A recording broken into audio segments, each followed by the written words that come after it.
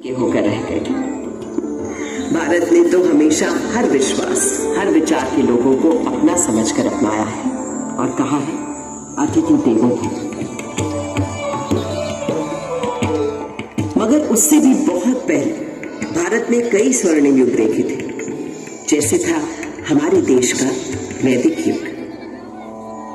सरिता सरस्वती नदी के तीर बैठे जब ऋषि मुनि गंभीर, समिधाग्नि आहुतियां यज्ञ तपस्या कर होए सब प्रज्ञ, रचने लगे वो वेद पुराण ऋग अथर्व यजुर और साम, शोध किए सब जीवन तत्व, खोज निकला प्रकृति का सत्व, जीवात्मा परमात्मा है एक, माया भ्रम से लगे अनेक, आत्मा अजर अमर अछेद, अनदि अनंत अखंड अभेद।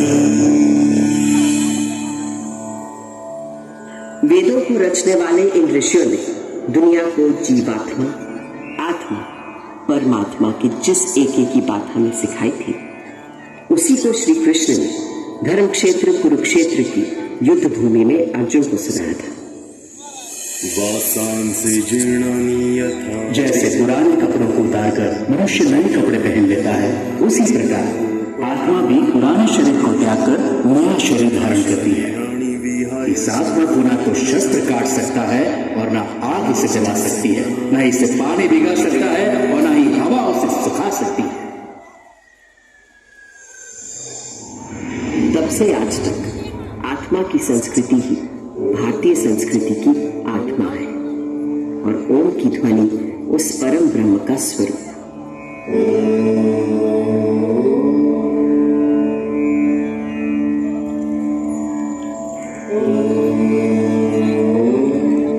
आज सरस्वती भले ही आंखों से ओझल हो गई हो, पर नासा के सर्वेक्षण बताते हैं कि सरस्वती अभी तक जीवित है और अब धरती के भीतर भीतर बहती है।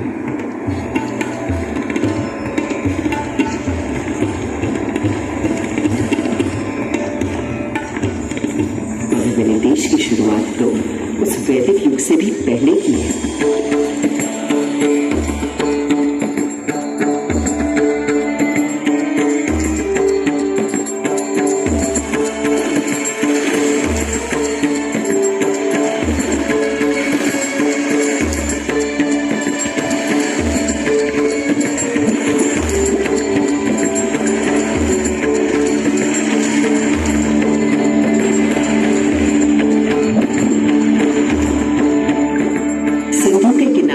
ऐसी सभ्यता उभरी, निखरी, संवरी, जो संसार में कभी भी कहीं भी नहीं देखी थी। उस वक्त के हमारे शहर थे smart intelligent cities. This was a wonder called India. 5000 साल पहले जो बुनियाद सिंधु सरस्वती सभ्यता के समय डाली गई थी, वो आज भी हमारे भारत का आधार है। संस्कृति का ऐसा अखंड अटूट सिलसिला आपको संसार में कहीं भी नहीं मिलता। हमारा देश नए को अपनाते हुए भी कभी पुराने को नहीं भुलाता। इसीलिए तो कल का भारत आज भी जीवित है और कल भी रहेगा।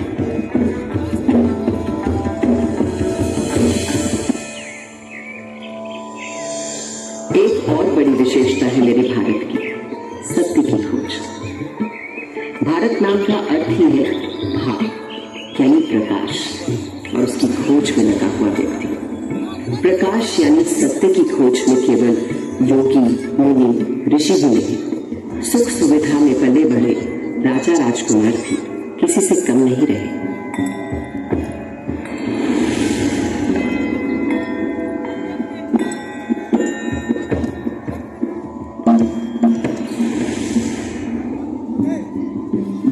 दार्शनिक मनीषियों, गुरुओं ने जो आध्यात्मिक मार्ग दिखाया था, उसी को ठोस रूप दिया भारत भर में फैले तमाम राज्यों, साम्राज्यों में।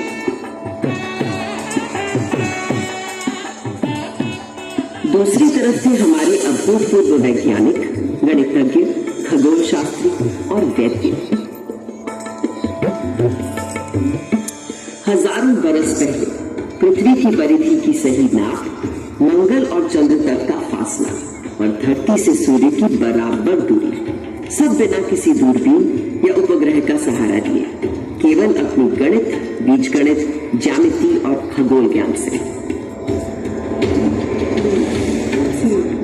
ये उन्हीं पुरातन खगोल शास्त्रियों से मिले संस्कार कि आज भारत अंतरिक्ष अन्वेषण में एक अग्रणी देश है। सहस्त्राब्दियों पहले कणादि आदि गुरु थे, अणु को पहचानने वाले। फिर क्या आश्चर्य कि नई दुनिया में अणु शक्ति को साधने वाले देशों में हम हमेशा आगे रहे। योग में तन से मन और मन से आध्यात्म के योग के सूत्र ढूंढ निकाल रहे थे पतंजलि जैसे ऋषि। और आज 21 जून पूरा विश्व योग दिवस मनाता है। वहीं एक विद्वान वैद्य मानव शरीर के छुपे हुए राज और हर बीमारी का इलाज खोज रहे थे। सर्जरी की भी शुरुआत इन वैद्यों ने कर डाली थी और कटे अंगों को जोड़ने के लिए प्लास्टिक सर्जरी की थी।